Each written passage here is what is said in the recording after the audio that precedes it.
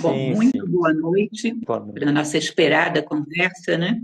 Que veio num momento Sim, muito sim. propício, início de ano. Eu acredito que tudo acontece com um determinado propósito.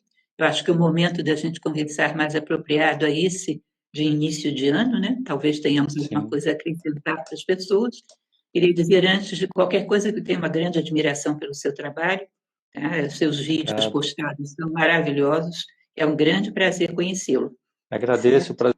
prazer é imenso também e aproveito para fazer um agradecimento diretamente, porque muitas pessoas que chegam até o nosso trabalho chegam porque a ouviram antes falando sobre o taoísmo através dos seus ensinamentos e todo mundo que chega, chega elogiando muito a senhora e o seu trabalho e eu estendo também o meu elogio à senhora e ao seu trabalho. Muito obrigada, muito obrigada.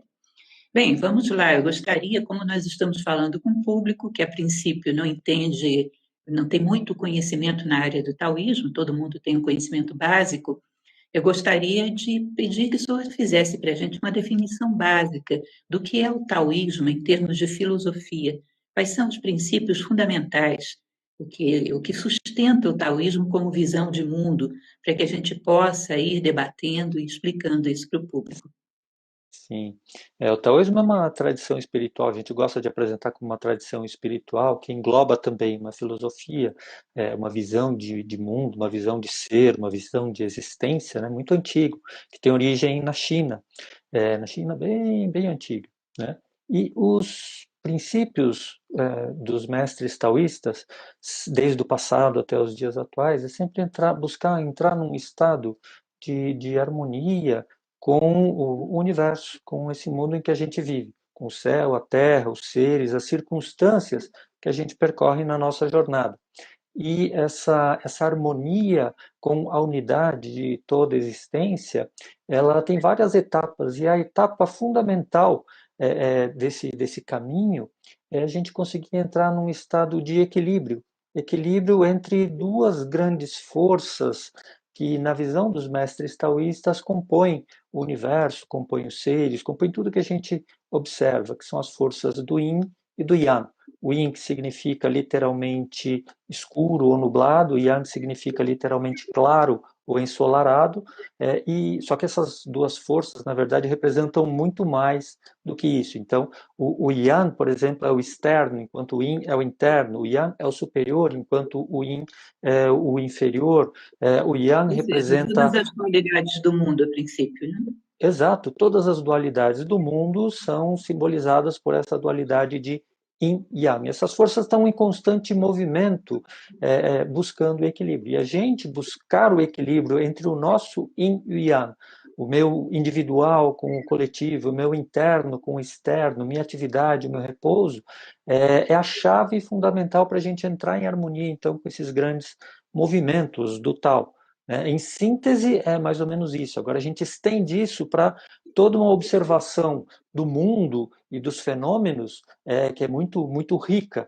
Né? Então, a partir da observação desse mundo, a partir da reflexão, a partir do equilíbrio dessas dualidades fundamentais, isso se estende para o cultivo da saúde, para o cultivo das relações, para as artes de relacionamento, para as artes oraculares. Então, o taoísmo, o nosso mestre costumava dizer que é muito antigo, então dentro dele tem de tudo, mas esse tudo é permeado por essa compreensão das duas forças polares do Yin e do Yang, buscando esse grande equilíbrio e sendo a grande chave para que a gente entre em equilíbrio, em harmonia com todo esse mundo em que a gente está inserido. Interessante, como se fosse uma análise combinatória ao infinito de duas Isso, forças que uau, compõem muito toda a legal. variedade do universo. Existe Sim, uma adorei coisa essa. interessante na análise combinatória, Sim, uma visão sim, matemática. exato, exato. Na visão egípcia, de um livro que se baseia na tradição egípcia, que é o Caibalion, existe um subprincípio que é a neutralização. E eu sempre explico com uma imagem, que é duas crianças brigando por um ursinho. Quando um pai vem e tenta neutralizar esse conflito, ele tem que ter uma condição fundamental. O conflito se estabelece em torno de um desejo, ou seja, o desejo do ursinho. Se ele superou essa necessidade de experiência, ele pode neutralizar esse conflito. Se ele ainda tem algum interesse no ursinho, ele vai ser uma terceira força dentro do conflito. Ou seja, a superação de um patamar de desejo geraria essa superação desse nível, desse grau de dualidade. Para o taoísmo, existe também alguma relação entre a harmonização das dualidades e a superação de algum nível de desejo? Vou dar uma resposta bem taoísta, que os meus alunos já conhecem. Sim, não, talvez e depende. Né? Na verdade, para a gente observar essa dualidade, um terceiro elemento que é fundamental é a referência. Porque quando a gente fala que alguma coisa é alta ou baixa, a gente precisa de uma referência para identificar o que é o alto e o que é o baixo. Então, a partir de uma referência, eu consigo identificar. Então, eu gosto de usar muito o exemplo da nossa respiração. Então, o yang é o exterior e o yin é o interior. Então, quando eu inspiro, eu estou fazendo um movimento yin. E quando eu expiro, eu estou fazendo um movimento yang. Só que quando eu inspiro, o meu corpo expande. A expansão é um atributo yang. E quando eu expiro, o meu corpo diminui. Isso é um atributo yin. Então, a minha inspiração, ela é yin ou yang? Depende da referência. Depende da referência que eu estou adotando. Né? Se eu for observar pela expansão ou contração do meu corpo, a minha inspiração é yang. Mas se eu for observar pela saída ou entrada do ar, a entrada do ar é um movimento yin. Então, o mesmo movimento pode ser yin ou yang, dependendo da referência que eu adoto. Né? Então, esse é o terceiro elemento que aparece para que a gente possa observar o yin e o yang. Tá? Então, não existe nada yin ou yang absoluto no universo, na visão dos mestres taoístas. Na verdade, yin e yang estão sempre em relação. Né? E para eu observar essa relação, eu dependo da referência. E um se transformando no outro, inclusive, né? Exato, exatamente. Ciclicamente. Um se transforma no outro, né? Ciclicamente, e dependendo do referencial, a mesma coisa pode ser yin e yang simultaneamente. Né? Esse referencial ele é um elemento fundamental, ele é o elemento do centro. E o elemento do centro, na cultura taoísta, ela é fundamental, porque ele representa tanto a referência quanto o ponto do equilíbrio entre o yin e o yang. Né? Então, o elemento do centro ele é um elemento chave dentro do pensamento taoísta. E, no caso, existe algum ponto de referência que seja o ponto que a gente possa considerar que os atributos são vistos de maneira mais correta através dele? Olhando no mundo das manifestações, todas as manifestações elas são impermanentes. Então a gente não teria um ponto único, um ponto específico. Então, por exemplo, se eu for pensar no movimento das coisas no universo está tudo em movimento. Ah, mas você pode falar, não, mas qual é o ponto que define o movimento do universo? Qualquer ponto pode definir o movimento do universo, porque qualquer ponto pode ser uma referência. Então, se eu me tomar como uma referência, o Sol está circulando e se movendo ao redor do planeta em que eu estou habitando. Tá? Mas, quando eu tomo o Sol como referência, é o nosso planeta que gira ao redor dele. Agora, no pensamento taoísta, aí no nível mais metafísico, existem algumas coisas que são fundamentais e, vamos dizer assim, imutáveis. Né? Então, além transpõem ou estão transcendentes em relação a esse mundo da manifestação. E a principal delas é o vazio. Então, o vazio no pensamento taoísta não é o vazio oco contrário do cheio, que isso também é um mundo de referências. É o vazio da potencialidade. No pensamento taoísta, antes do universo existir, ou para o universo existir, é necessário que haja um estado de potencialidade anterior à manifestação do universo que acolha essa manifestação, que abrace essa manifestação. E isso a gente chama de vazio. Esse vazio, ele é a base para que todas as manifestações do universo aconteçam. Ela é a raiz de todas as manifestações, inclusive a nossa. Tá? E essa é a raiz comum de todos os seres, de todas as coisas, de todos os fenômenos, todas as manifestações. Mas esse é um nível de transcendência, o nível do nível do metafísico. Né? Então, esse vazio ele não muda. Tudo que está dentro dele muda, mas esse vazio não muda. Tá? Por mais que você o encha, ele continua do mesmo tamanho. Por mais que você retire dele, ele continua do mesmo tamanho. Então ele está além desse nosso universo de referências da manifestação, né? É interessante porque a menção a esse vazio é muito comum em todas as tradições orientais, né? Sim, Até se chegarmos um pouco mais perto do Ocidente, uma visão pitagórica, seria o zero, onde existe toda manifestação latente, né? A partir do sim, zero vem o um, que seria um demiurgo, e é a dualidade primordial, e aí o mundo das ideias. Todos têm mais ou menos esse fluxo que exato. corre Até, entre até é, e no taoísmo, até esse zero é usado como a simbologia matemática do vazio, né? Então tem um verso no Tao Te Ching, que é o livro do Caminho da Virtude, que o Lao Tzu fala, né, da gênese taoísta. O Tao gera o 1 gera o 2 gera o 3 gera as 10.000 coisas. Então aqui ele está se referindo ao Tao como sendo esse estado de potencialidade anterior à manifestação. Quando manifesta, manifesta como uma unidade. Então o zero gera o Tao gera o 1. Dentro da unidade existe a dualidade, o Yin e o Yang, o 1 gera o 2. Agora, Yin e Yang, eles estabelecem uma relação entre si, né, que é o 3. O 3 é a relação. E, a partir da interação, diferentes possibilidades de interação entre o Yin e o Yang, surgem as 10.000 coisas, ou todas as coisas que existem no universo. Essa é a própria síntese da gênese taoísta, né? lembra mil coisas, lembra até o plano das ideias de Platão. Tem muita semelhança entre várias tradições. O que eu acho mais Sim. interessante é que esse vazio é uma explicação metafísica para a existência do universo. Ele antecede, mas ele também está aqui e também estará depois. Mas, ao mesmo tempo que é algo que nos parece muito metafísico, ele é algo alcançável Sim, nesse momento. Quando nós sim. conseguimos passar além do barulho da mente, quando nós conseguimos produzir um certo estado de vazio em nós, é como se a gente pudesse ter uma constatação direta de que isso é o que de mais sagrado a gente pode ter. E isso é algo que o Exato. taoísmo vai falar também, né, sobre a experiência do vazio como um estado que eu acho o fundamental. Exato, né?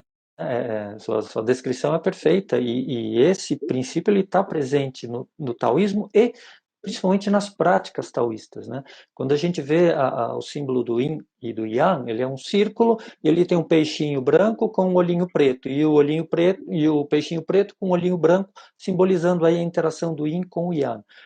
Quando a gente pensa em teoria e a prática ou a vivência, a experiência promovida pela prática, então a teoria, que é os aspectos que a gente consegue compartilhar racionalmente, que são mais homogêneos, a gente coloca na fração yan, naquilo que eu consigo contemplar, nomear, entender, explicar e compartilhar claramente, a parte do yan.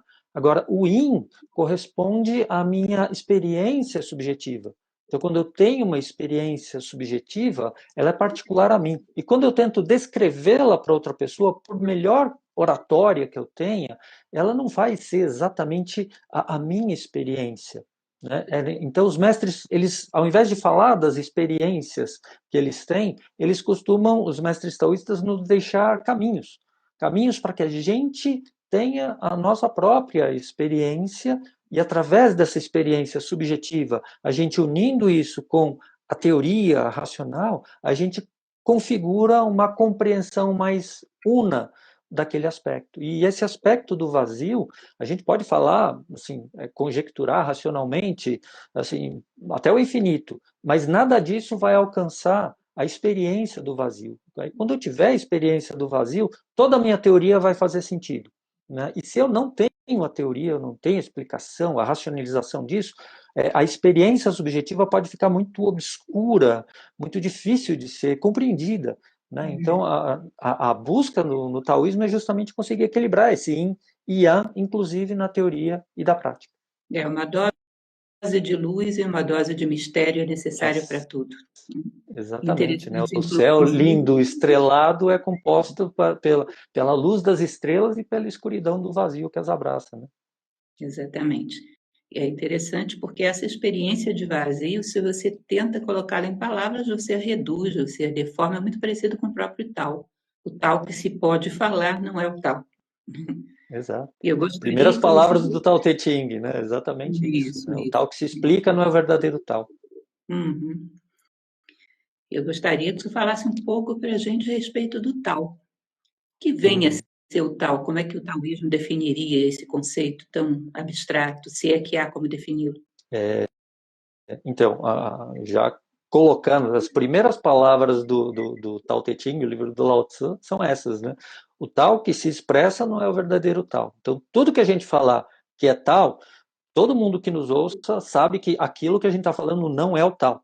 Tá? Não é só isso. Tá? O Tao é muito mais. É, o Tao, na visão dos mestres taoístas, pegando uma leitura, ele é a origem de todas as manifestações, inclusive a nossa própria. Então, é a origem como potencialidade que não só origina lá em algum início de tempos, mas é aquilo que origina no sentido de dar sustentação a todas as manifestações. Tá? E esse tal, ele não pode ser expresso, porque quando a gente fala, a palavra ou o pensamento, ele é limitado. A gente cria uma caixinha para tentar designar um determinado sentido. E o conceito de tal é justamente de ser o ilimitado. Ele dá origem a todas as coisas. E todas as coisas têm as suas limitações, as suas fronteiras. Tá? Mas para ele poder originar todas as coisas, de todos os jeitos, de todos os tamanhos, ele por si é ilimitado. Então, quando eu tento colocar alguma coisa de um tamanho ilimitado dentro de uma caixinha limitada, não cabe. Então, a gente, quando fala, a gente está expondo fragmentos do tal. Né? E quando a gente tem experiências, também a gente vai tendo fragmentos do tal. E combinando essas compreensões racionais com as experiências, a gente pode ir construindo uma compreensão um pouco mais expandida, cada vez mais expandida desse tal. Esse tal como absoluto, não existe nada tão grande que seja maior do que o tal. Né? E não existe nada tão pequeno que o tal não seja menor ainda. Então, o tal ele consegue abarcar dentro de si todo o universo e todos os universos. Tá? Então, não tem nada maior do que o tal. E o tal vai estar dentro da menor partícula. Né? Ele consegue estar dentro dessa menor partícula, ou seja, não tem nada menor do que ele. Ou seja, a hora que a gente entrou na fala nesse nível, a gente já não está mais falando coisa racional, está falando coisa de. Se eu parar para olhar só racionalmente, estou falando coisa de maluco. Tá? Então, para eu poder entrar numa compreensão mais autêntica, mais una desses conceitos, eu preciso ir além do racional. E além do racional é entrar nesse universo da experiência subjetiva, para que eu possa me aproximar pelo tal através do meu próprio caminhar. Então, o tal, literalmente, essa palavra tal significa caminho. E dentro do taoísmo, a ideia de caminho significa não só a trilha, mas também o sujeito que percorre a trilha. Então, tem a trilha, tem o sujeito e tem o verbo. E ao caminhar nessa trilha, o sujeito se transforma. Então, um sentido desse caminho do Tao é o caminho da transformação. Pensando na tradição taoísta, então, como todo ismo, o taoísmo é uma doutrina. Então, a doutrina do Tao, a doutrina do caminho, a doutrina do caminhar. Então, dentro do taoísmo, a gente tem um compilado de inúmeros ensinamentos que os mestres nos deixaram para que a gente se transforme para condições mais evoluídas segundo os princípios taoístas. Tá? Mas se eu saio dessa limitação do taoísmo, tal como caminho, a minha transformação, é a transformação que eu estou vivendo agora, mesmo que eu nunca tenha ouvido falar de taoísmo.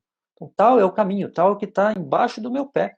É o caminho que eu estou trilhando para me transformar, através do que eu falo, do que eu penso, do que eu faço, através das minhas relações, e também através do que eu não penso, não falo, não faço. Tá? Só pelo fato de estar existindo, eu já estou me transformando. Acontece que essa transformação eu posso estar fazendo com mais ou menos consciência. E a proposta e o convite dos mestres taoístas é que a gente agregue consciência a essas transformações, porque sendo um caminho, o caminho me leva daqui até ali. Então eu vou caminhando, eu vou chegar ali, através dessas transformações do caminho. Agora, é para lá mesmo que eu quero ir, eu quero me transformar naquilo lá mesmo. né? Quem é que parte, de onde eu parto dessa transformação? Quem sou eu agora que vai se transformar naquilo que está ali na frente? E esse caminho me leva até lá mesmo ou não? Estou no caminho ou não estou? Então, a hora que a gente começa com essas reflexões, a gente já está se aproximando aí de um tipo de crise existencial que pode nos aproximar de uma maior consciência sobre o nosso caminho, sobre a nossa caminhada e sobre as transformações às quais a gente quer se submeter na nossa jornada.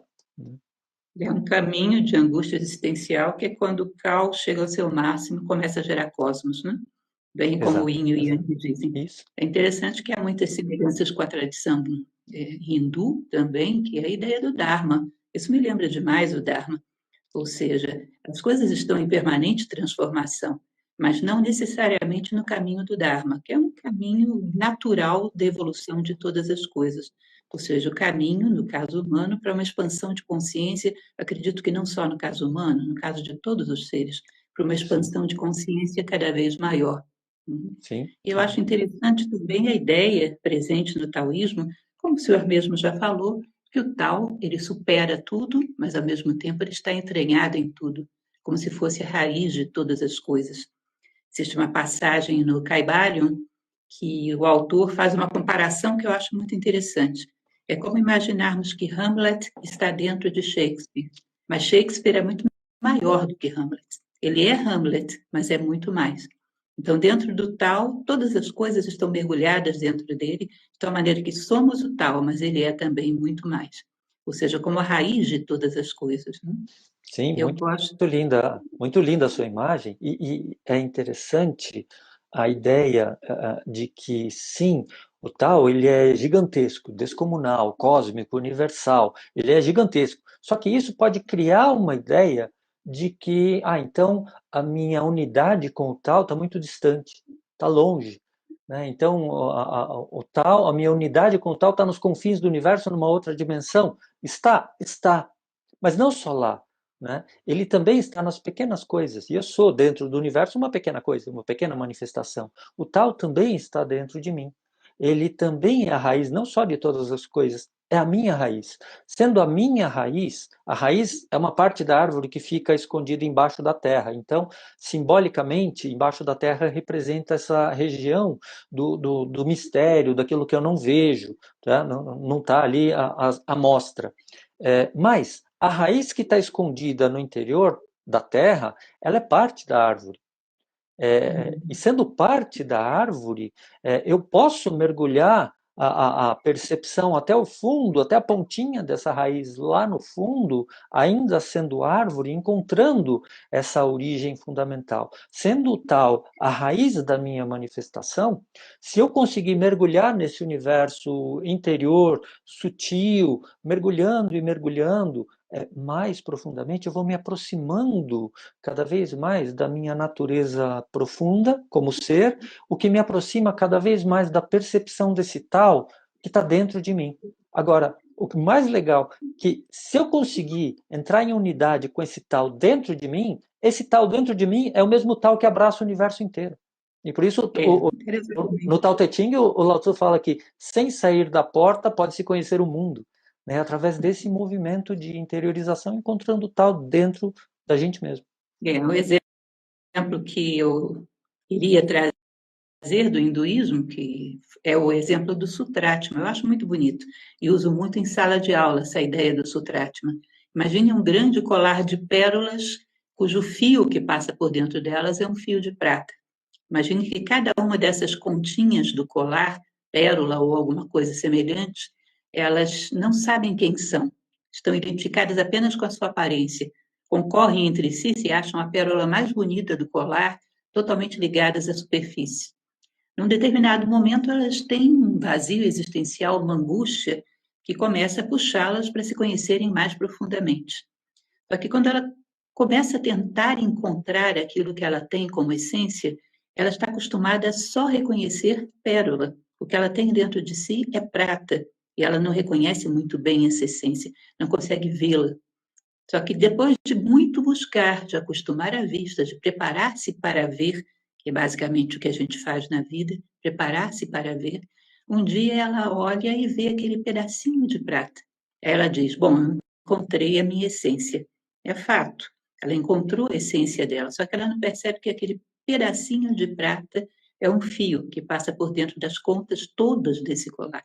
Um único fio passa por dentro de todas as contas desse colar. Ou seja, quando a gente encontra a nossa essência, encontra a essência do universo. Essa é uma ideia hinduísta, que é a ideia do Sutrashma, eu acho tremendamente bonito, tem tudo a ver com o que o senhor estava falando.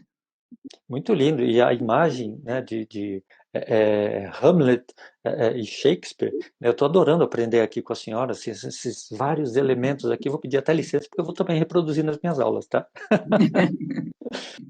Se soubesse quanta coisa eu reproduzo nas minhas, das coisas que o senhor diz, nós estaríamos totalmente quites. E Agradeço, estamos. agradeço.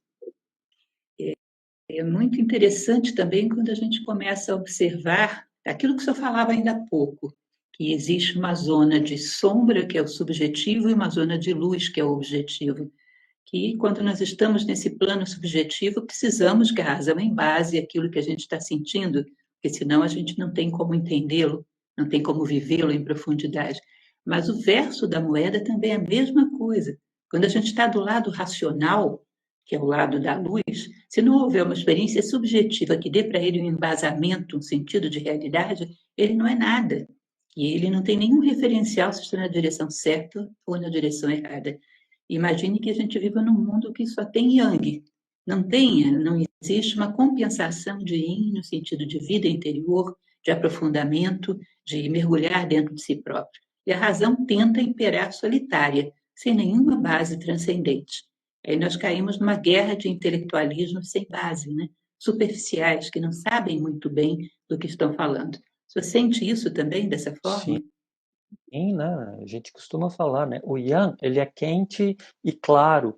Então, se eu só tenho yang, isso gera um ambiente muito árido, né? Um ambiente em que eu não consigo descansar, né? É um ambiente onde eu não tenho sombra para me refrescar e isso me consome por inteiro. Isso me desgasta. Esse excesso, ele acaba com o meu equilíbrio. E o oposto também é verdadeiro, né? O oposto de muita escuridão, só escuridão, sem luz, muito frio, ele também me condensa, me aprisiona e me deixa amedrontado, né? Então, o yin e o yang, eles precisam estar em relação para que a gente possa buscar esse equilíbrio entre eles. Então, a teoria, sendo yang, ela fica muito árida. E a experiência subjetiva, só ela fica muito obscura. Tá? E quando a gente consegue casar de uma maneira equilibrada os dois, a gente vai conseguindo ter uma dinâmica entre yin e yang, a gente vai tendo uma compreensão mais íntegra e mais viva da nossa experiência e da nossa racionalidade, né? Esse é um dos princípios taoístas fundamentais, equilibrar também a teoria e a experiência prática. Pensando que nós, como indivíduos, nós temos pontos de equilíbrio diferentes. Então, tem planta que precisa de muita água e muita luz solar. Tem outras que precisam de menos luz e menos água.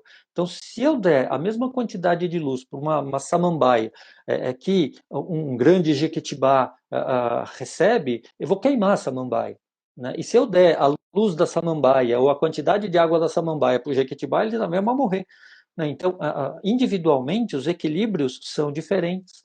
Tá?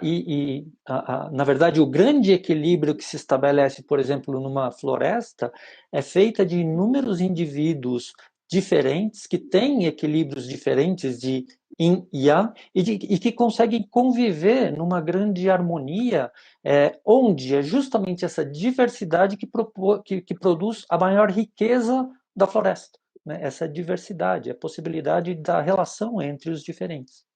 É a diversidade não só no espaço, mas também no tempo, né? Sim, Porque a moreira que eu vejo hoje não é a moreira que eu vejo daqui a uma semana. E exato. essa sutileza de estar sempre percebendo o equilíbrio ou desequilíbrio das coisas fora tem muito a ver com essa busca constante do equilíbrio dentro de nós, né? Ou Exato. seja, E, você e essa cria questão um. essa questão do tempo, né? Assim, cada coisa, cada ser tem o seu tempo, o seu ritmo, o seu pulso. Então, tem gente que aprende muito rápido um determinado tema, como a matemática.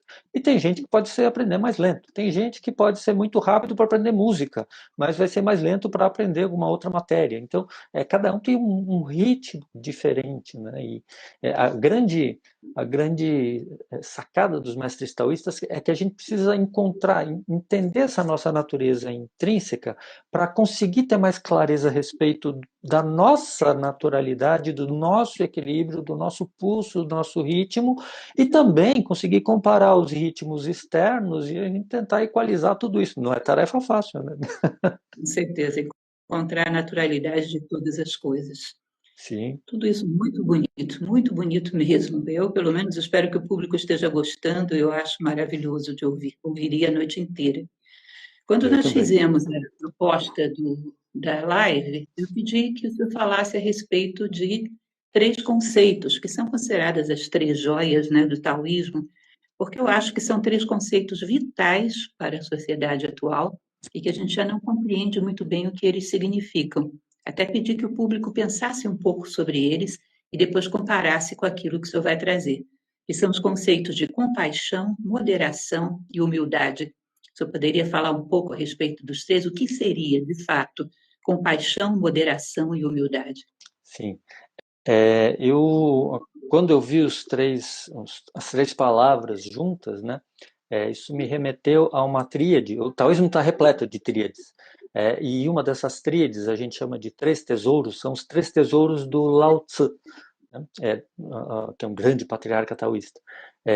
O Lao Tzu diz assim: eu tenho três tesouros que valorizo e preservo. O primeiro chama-se afetividade, o segundo chama-se simplicidade e o terceiro chama-se não encorajar ser o dianteiro sob o céu. Tá? Olha que coisa engraçada, ele fala da simplicidade e em seguida ele complica, né? Mas ele complica porque o terceiro tesouro ele pede essa complexidade um pouquinho maior. A afetividade aqui eu estou relacionando com a ideia da compaixão. Compaixão é uma virtude que, dentro de um outro sistema de virtudes taoístas, a gente vincularia com bondade. Mas aqui eu estou relacionando com a afetividade, como tesouro do Lao Tzu, que está relacionado com a nossa capacidade de nos relacionarmos através do sentimento. A gente se gaba, né, que sendo seres humanos, a gente se diferencia dos outros seres pela nossa inteligência, e realmente isso é extremamente precioso. Mas o que o Lao Tzu enfatiza nesse primeiro tesouro é a nossa capacidade de nos relacionarmos através do sentimento.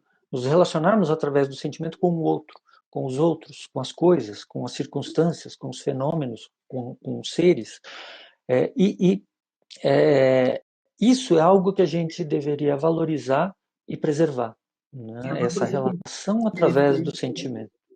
Eu costumo falar para as pessoas que quando a gente tem amor, por exemplo, não é uma coisa que a gente manifesta num determinado horário sobre um objeto X. Amor é uma coisa que você exala 24 horas por dia, e que é uma interface tua com todas as coisas à tua volta. Se eu tenho a virtude do amor, a maneira como eu interajo com tudo, com o lençol da minha cama, com o carro que passa do meu lado, a maneira como eu interajo com o mundo é uma maneira amorosa.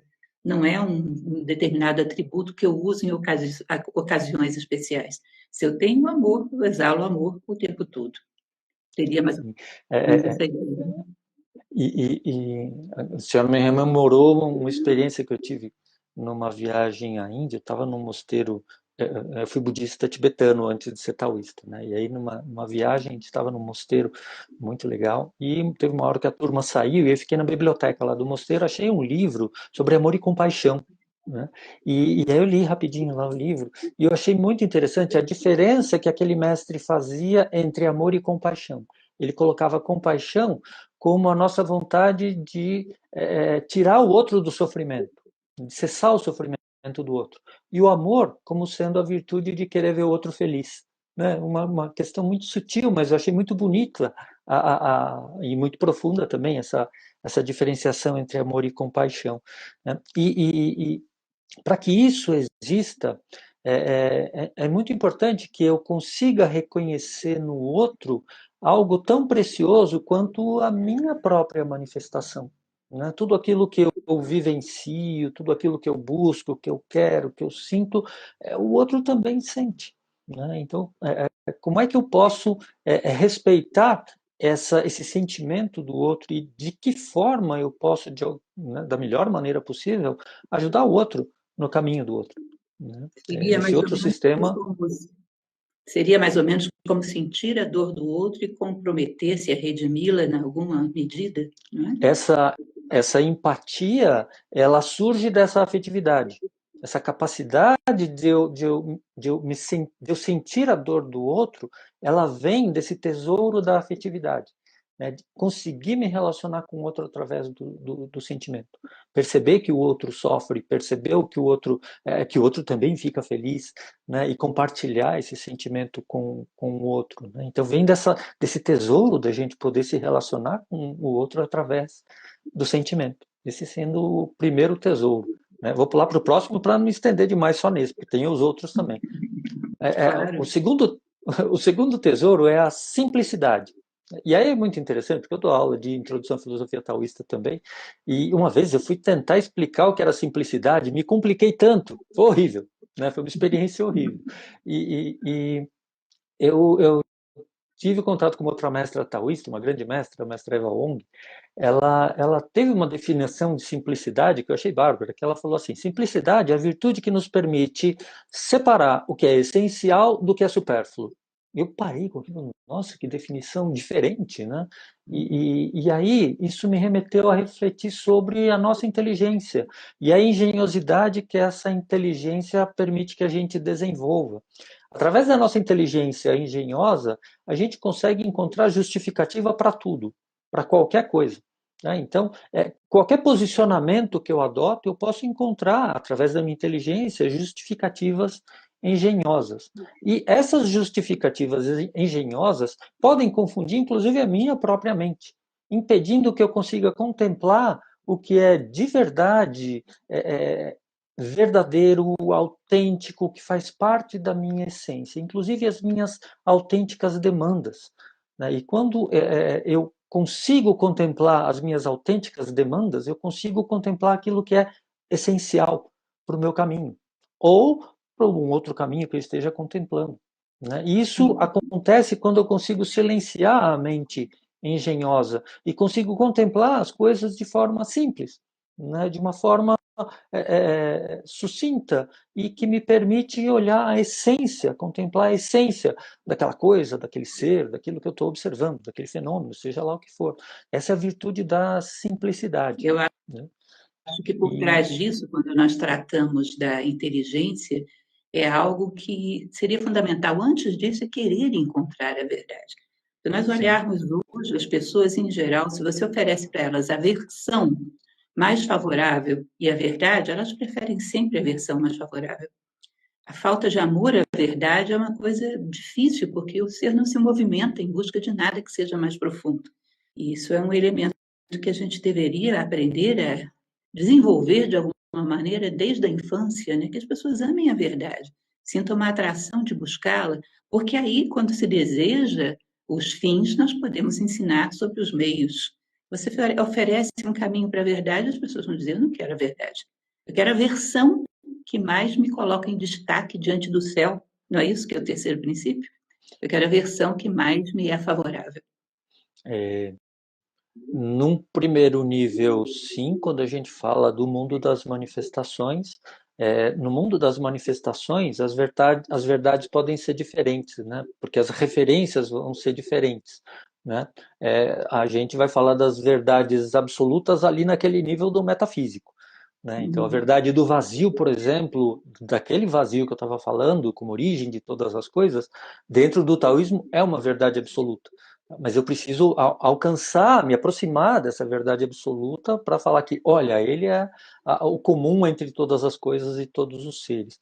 Agora, em relação a outras verdades que são, vamos dizer assim, são dependentes de quem está observando, dependentes do observador, é, às vezes a gente pode estar brigando por verdades diferentes, mas por causa de referências diferentes. Então, eu tenho uma verdade, a outra pessoa tem uma verdade diferente, então a gente tem uma observação no mundo diferente, né? Então, a partir de uma verdade relativa, a gente pode entrar em muito conflito. Assim, o caminho para essas verdades absolutas, na visão taoísta, são caminhos transcendentes.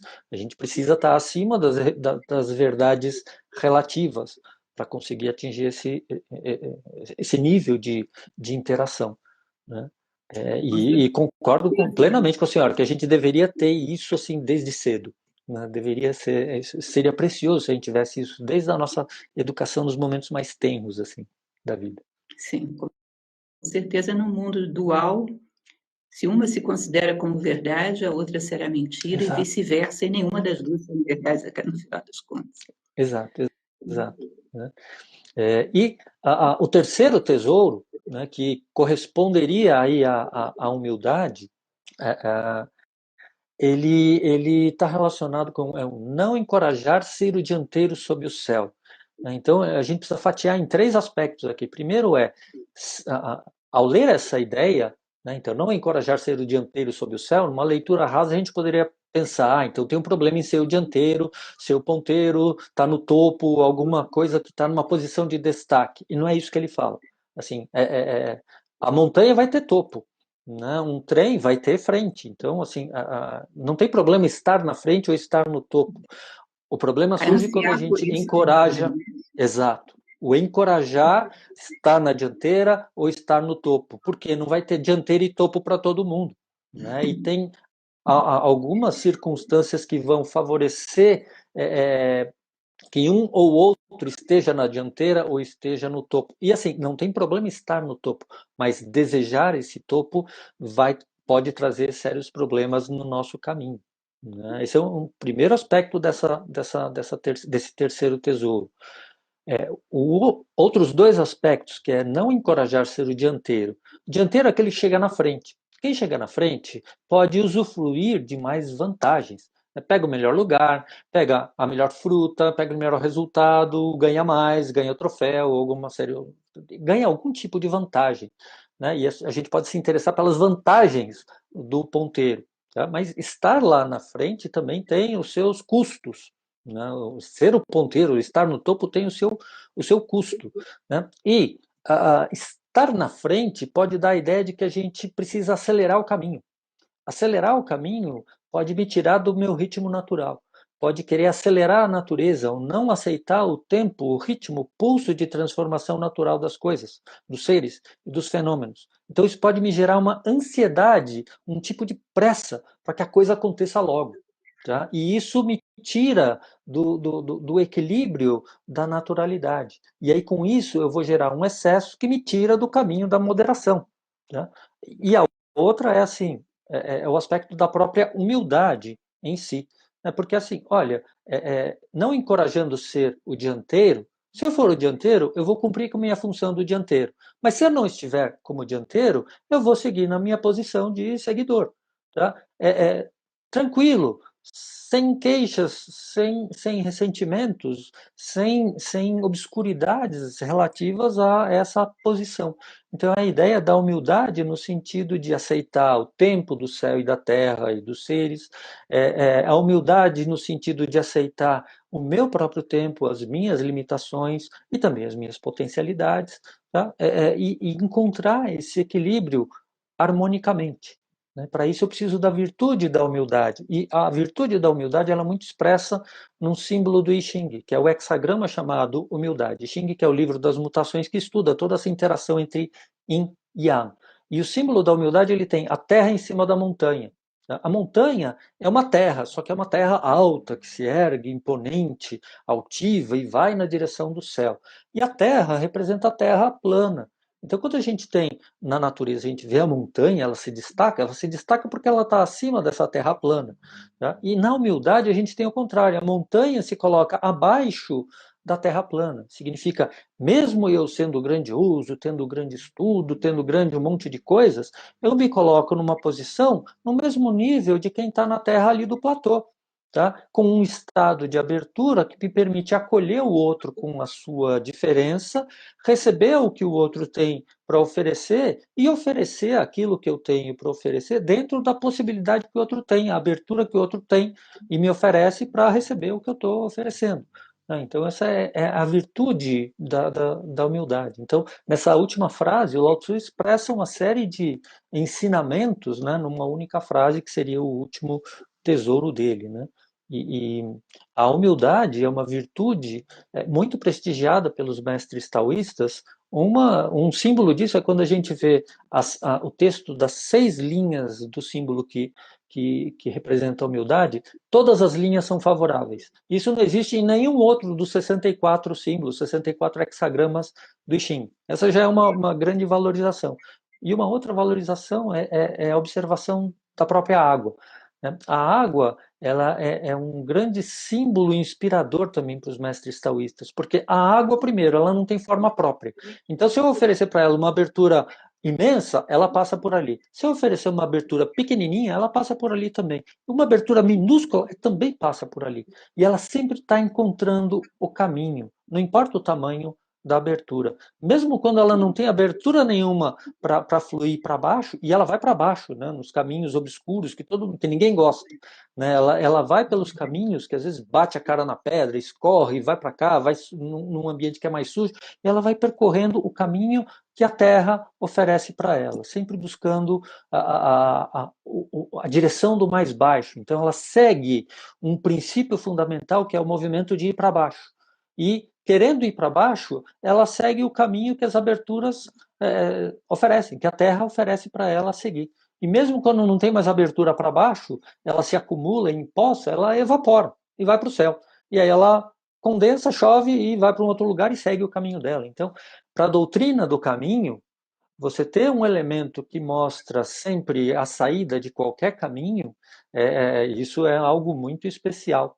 Né? Isso é visto como a água, como um sentido de, no seu movimento, expressando a sua humildade. Segue pelos caminhos mais baixos, os caminhos que ninguém quer, não tem tamanho próprio, ela se diminui o tanto que for, para sempre seguir fluindo, seguir no caminho.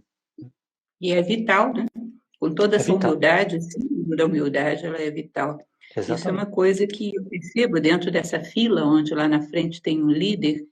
Eu acredito que todas as posições dessa fila têm vantagens e desvantagens, ou seja, eterna dualidade. Todas elas têm o seu Exato. mistério, beleza. Eu me lembro de uma Exato. frase budista que diz que as portas do Nirvana, Siddhartha Gautama teria dito que ele não descansaria enquanto não visse as costas do último homem penetrando no Nirvana. Ou seja, estar no último lugar também é um mistério maravilhoso. Exato. Ou seja, ver as É, costas do último é, também é um ato de compaixão, de beleza tremenda, o último lugar. Qual é o lugar que não tem a sua beleza? É interessante as referências que a gente tem para considerar alguma coisa superior ou inferior na nossa sociedade, porque não tem consistência. São sim, elementos que não se sustentam, não são realmente superiores. Cada sim. coisa, cada lugar tem o seu brilho, tem a sua importância, tem o seu mistério. Exato. Eu fico pensando, né?